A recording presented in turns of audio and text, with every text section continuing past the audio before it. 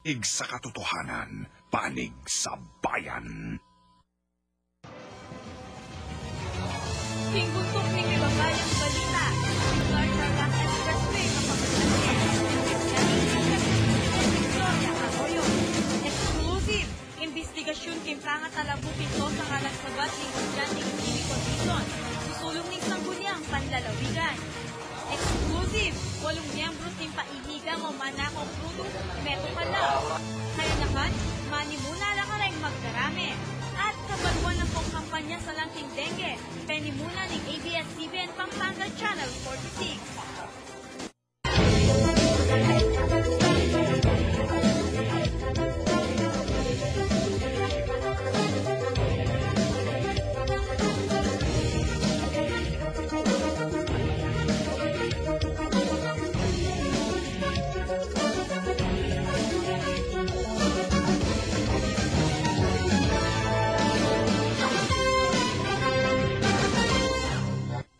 Maya pagkapanapon, kinlagyo ni Mabiluga News Team ng TV Patrol Pampanga. Yakoy Gary Puno, ingke kayong talapamalita.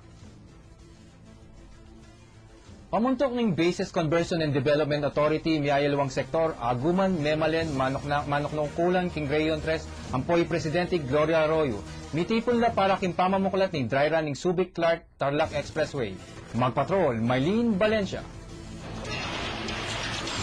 Kambeda ring Memalen, panungkulan King Rayon 3, opisyalis ng BCDA, Clark miyayalo ang sektoran pong Aguman. Presidente Gloria Macapagal Arroyo ang menimuna king soft opening ceremonies ng Subic Clark Tarlac Expressway na dinabak king Spar Road ng Expressway king Barangay Mabiga, Mabalacat. Hilig ng maraming pamilya na magbiyahe sa Semana Santa. Kaya pansamantala, pinubuksan natin ang Subic Clark portion ng Subic Clark Tarlac Expressway upang mas maraming makagamit nito para sa higit na maginhawang biyahe mula Clark. Detalyadong lintang ng BCDA President ang pong CEO Retired General Narciso Abaya ding sa lukuyang sitwasyon ng SCTEX, ang pondong may gamit at matatagan pa kang Presidente Arroyo. We are finishing the project. We did not go beyond that amount. As a matter of fact, we have the savings of about 500 to 700 billion. So we can say that as far as the civil works, civil works cost of the project is concerned, it is only 20.5 billion pesos. Balaos akasaplalan ng akakit na rin Memalen, negosyante ang pumanungkulan king pamamuklat ng SCTEX, impeka makabang expressway king Mabiluga Bangsa. This will open up a big area for export processing zones. Na the whole stretch from SBMA to Clark to Tarlac, lahat ng daan na yan. Potential export processing zones, and malaki may tutulong sa ating bansa. Napaka-strategic ng SCTEX na to at ito'y magpapasok sa atin ng maraming pagkakataon. Revenues, business, para sa buong bansa. Mumunang aldo ng yeni ng dry run keng Subic Clark segment ng Expressway, alumbat hanggang 24 ng bulan. Yan kapag masosya ni Maleldo, libre yung biyahe kaniking SCTEX. Ding Class 1 light vehicles, chartered buses, ang pangmotorsiklo makimaki ng 400cc patas, ding malyaring lumabas king Expressway habang balaw siyang libreng biyahe nga ning Maleldo. Congratulations! Biyahe na! Maylene Valencia, Patrol ning Pilipino. Pulisya ng Rayon 3 makasadya na lang kanong kimpangabuklat ng Subic Clark Tarlac Expressway. Daloy ng trapiko, ang pangmiyayalawang krimen, mamitamit kanong mitas. Magpatrol, Maylene Valencia. Marangala mamuhunan, negosyante, dumala ng pumalyaring manoknangan king kalibutarang Luzon. Ang pointe ka maulagan dili, ing masaguling biyahe, uli ning mibuklat at Subic Clark Tarlac Expressway. Ang maging sangkaning balaos akasaplalan. O ning sumangit na nini, kayagnan la din posibilidad amitasing issue ng krimen, ang pumiapekto ng trapiko karing balay na lebasa na nini. Under complete control, except na doon sa yung killing sa Olongapo. At we hope we are gaining ground sa krimen na yun. But in general, mababa ang crime situation dito sa atin. Kinuoperasyon ng Yenining Expressway ang proyekto ng administrasyon. Lakwas na kanong kailangan ng pamanantabe darang lokal na opisyalis ng Region 3. Bang akwain tunay at tagumpe at alis yan ding aberya amalyaring marapat. Ilang yan, yung mismong zoning, mga pabahay, yung mismong entertainment and amenities, dapat lahat nito ay may saayos. Nang sa ganon, this opportunity will not become a loss, but it will become an advantageous opportunity. Nakadeploy yung ating mga PNP personnel at meron tayong ready force to augment dito sa Central Luzon yung regional mobile group natin. Na dinabak dinala norang motorista king Subic Clark segment ng expressway at king tutuking bulan timtiman daw makasadya niya muna mamibuklat ing dake ng Tarlac ng SCTEX. Maylin Valencia, Patrol ng Pilipino. Sangguniang panlalawigan susulong ng paliguang pamagresolba king kaso ng mete-anak ay Kimiko Dizon. Exclusive magpatrol, Gracie Rutaw. Uli ning milyaring trahedya king meto ngayalang takapakanal apan walandang minuli king pangamanten ng estudyante ng Kimiko Dizon, minaos lang committee na punreng sangguniang panlalawigan. Gusto naming malaman din kung talagang anong naging sanhi ng kanyang pagkamatay. Migpresentaya mo namang mapa yung Regional Legal Officer ng DPWH3, apapakit ka rin tosa, iba't nung nuka rin niya pan walang dang menakbag ing anak. This is where she was discovered. Okay, yeah. So, this is 8 kilometers away from here, no? Nemyera mo naman suhestyon rin board kareng municipal engineer sa Yachu kasabi menyag mo ring inventaryo daring open manholes ampong line canals kay mabilog a probinsya at delikado ka rin tao. Already finally in a form of resolution to cover up all the manholes across the province. Sinabi ko na pag-aaralan because of the road widening. Para sana mabawasan yung mga napapatay sa ating mga highway. Masalit po siguro all the municipalities, engineers, pag-submit na natataw ko na nasa ng provincial government. Bista't manalapang malino ang kaso ng Kimiko Dizon, kaya tutuki kanong session na marapat naman keng A14 ng Abril, kung birandongan rin posibleng makapamyalino kaniting kaso, kalupa ng hepe ng syudad ng Angeles, ampo ng San Fernando. Gracie Rutaw, Patrol ng Pilipino. Siyam na pulot adong estudyante ng Lawing Elementary School king probinsya ni Zambales, matulala king educational television na tinggapda, magpatrol, Mia Reyes. Agyang marayuang pong baku-bako ing dalan, minsan nina namang may kapamiyasawp ing educational television ng ABS-CBN kareng siya mapulot adwang estudyante ng Lawing Elementary School king San Marcelino, Zambales napon. Nakakatulong ng marami. Sana mas marami pang tulong ang may bibigay nila sa mga pupils ng Lawing Elementary School. Salamat. Sa halip na gagamit ng mga pictures, halimbawa, gagamit na lang ng TV. Yun, para mas madaling matutunan yung mga bata yung mga lessons. Neto nga 21-inch color TV, ang po 108 volumes ng educational DVD video kalupa daring Matinik, Hiraya Manawari, Bayani at Aliwap ing binyen ni Alpha Phi Omega Plate Alumni Association o APOCA 153 Fieldback. You know, Alpha Phi Omega is service fraternity. Kaya yun ay hindi nakakapagtaka na ay pwede namin gawin ito. Ini pa mo imumunang pamikataon na may katanggaping eskwela ang makanining saup. Netong yamong educational television na programang susulong ni ABS-CBN nung nakarin kapag nasanda sumaop ka rin estudyante, lalo na ka rin pampublikong eskwela.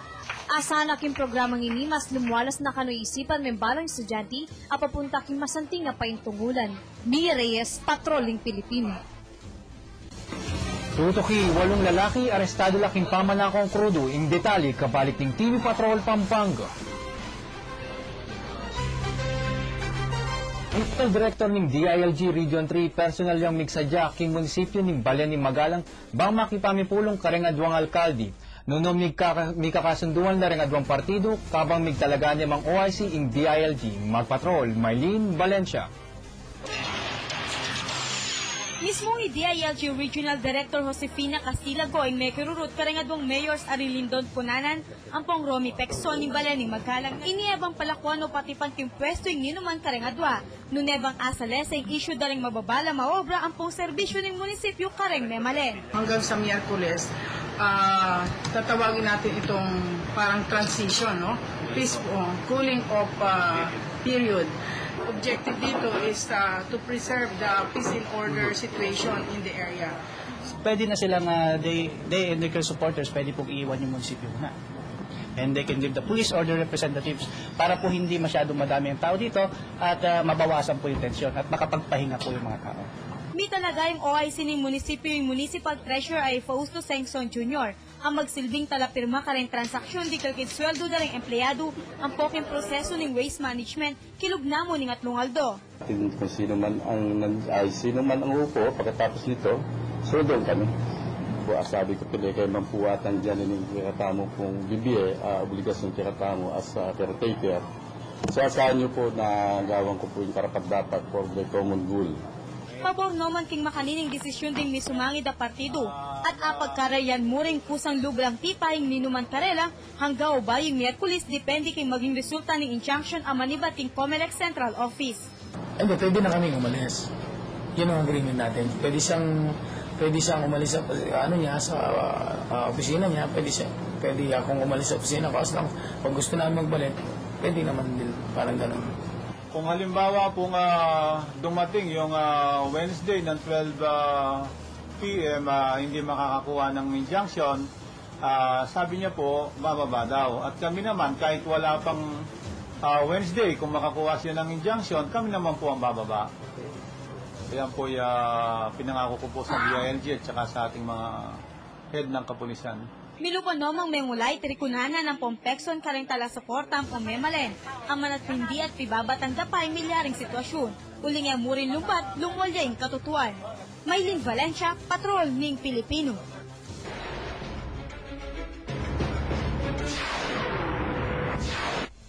Meto nga US National inaresto dereng pulisyan ng Angeles City king kasong estapa ang pong illegal recruitment. Exclusive magpatrol, Mia Reyes. Arestado ya karing pulisya ng Station 4 Angeles City, inya milabas sa Domingo Chris J. Bordain, king kasong estafa ang pong illegal recruitment. Kwento da rin inutangan namig panggapya kanong konsol ng US Embassy Bordain at minyad sa pinansyal bangya makala ko. Metong neke ni Joy Paras. Eneman memye pa siya ng sospe. Kinumpirma na naman ng pulisya yung akusasyon. Bali, nag-rent lang sa akin ng motor. Tapos, magka-problema sa rent-a-car. Kaya, kinuha ko na yung motor.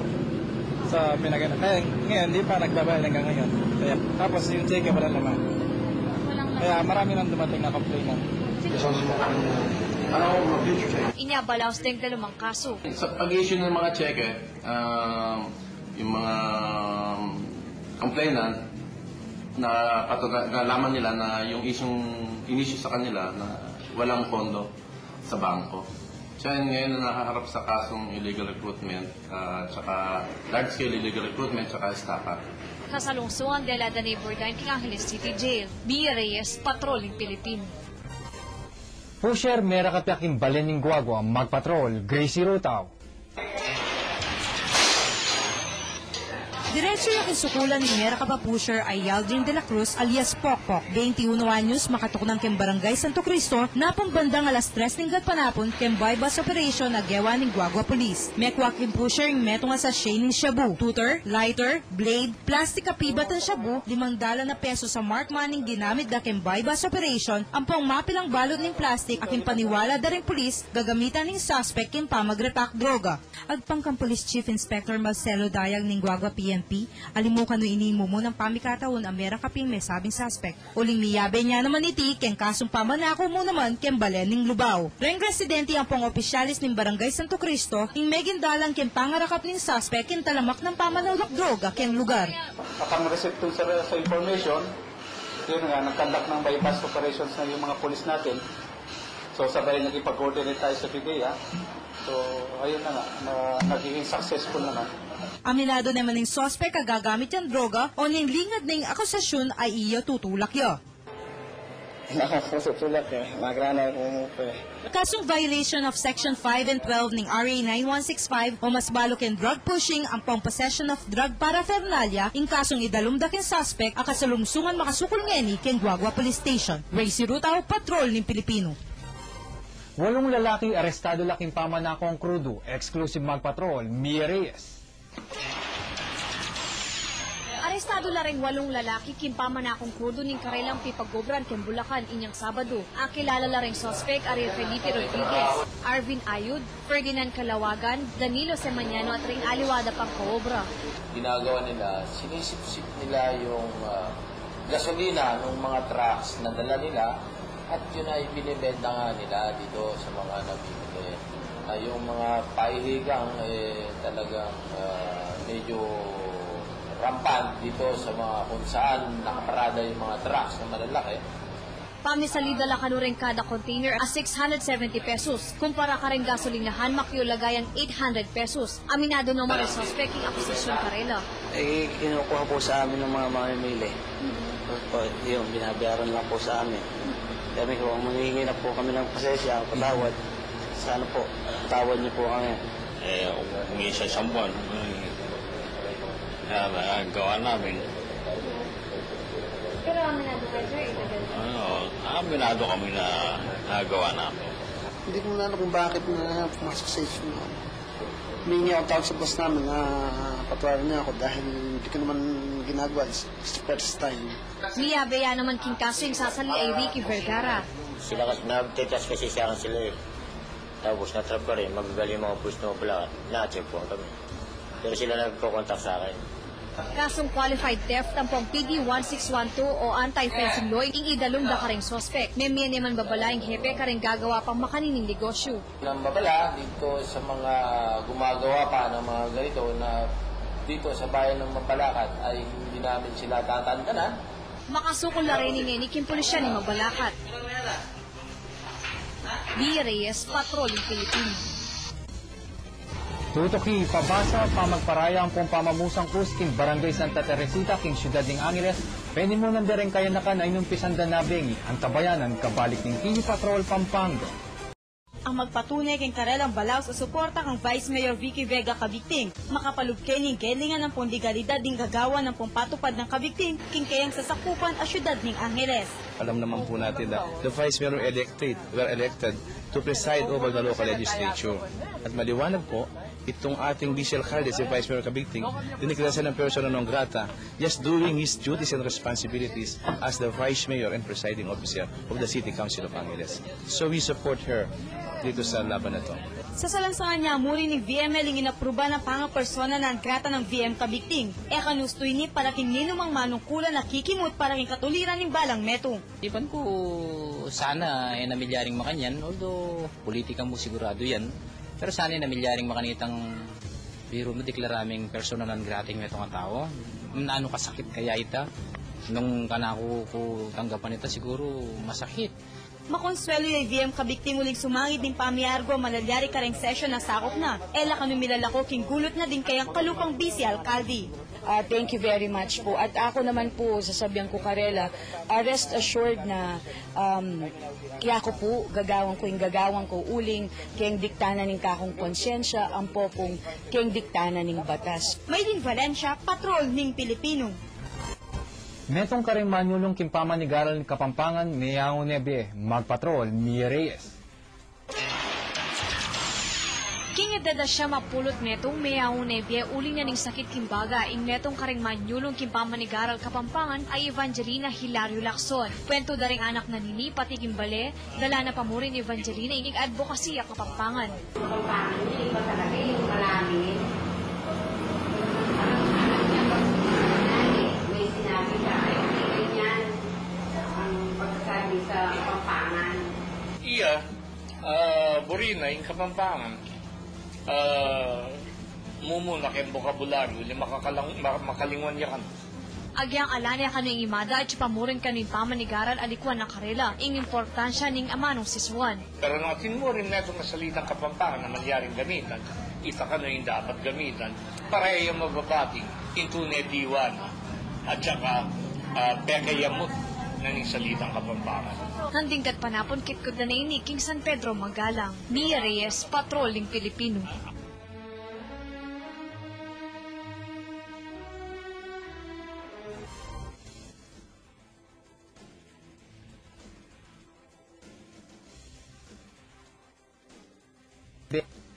Magpatrol, Gracie Rutaw.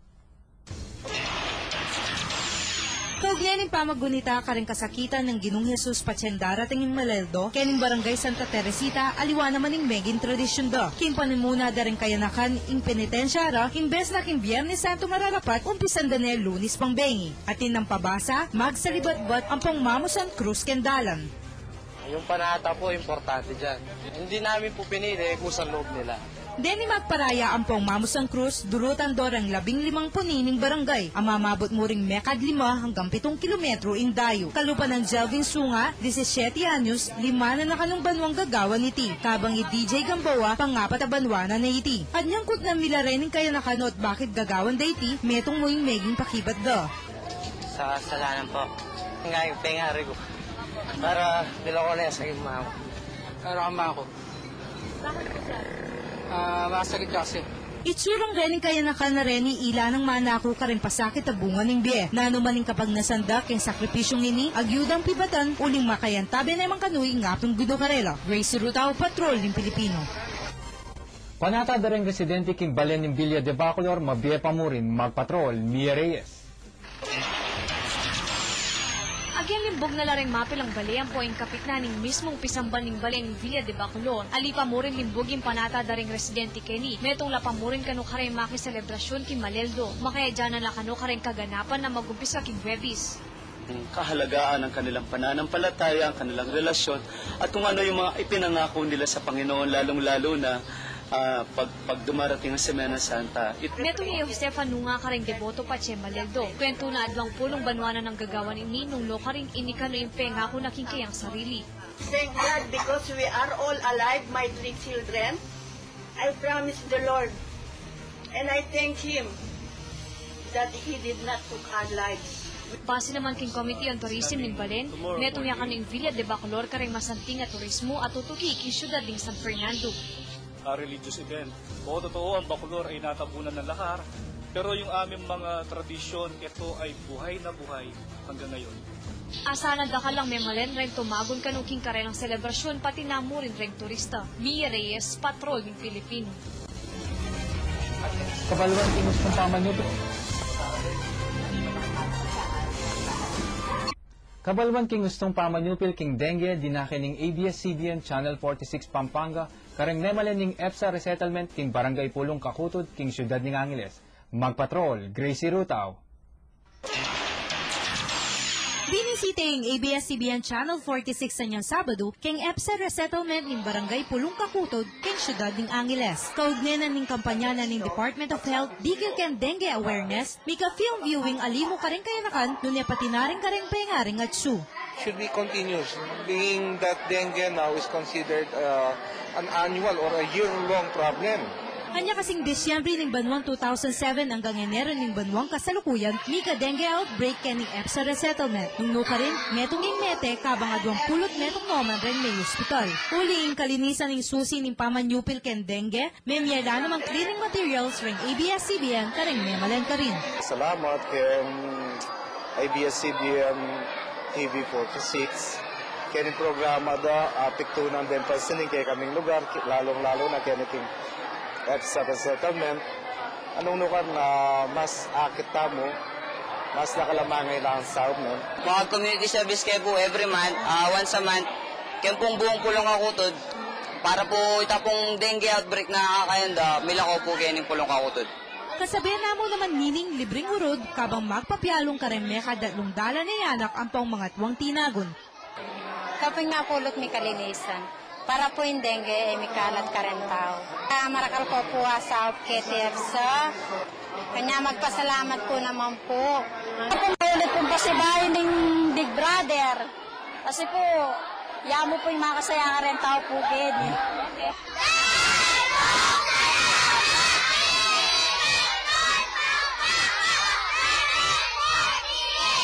Gracie Rutao, Patrol ng Pilipino.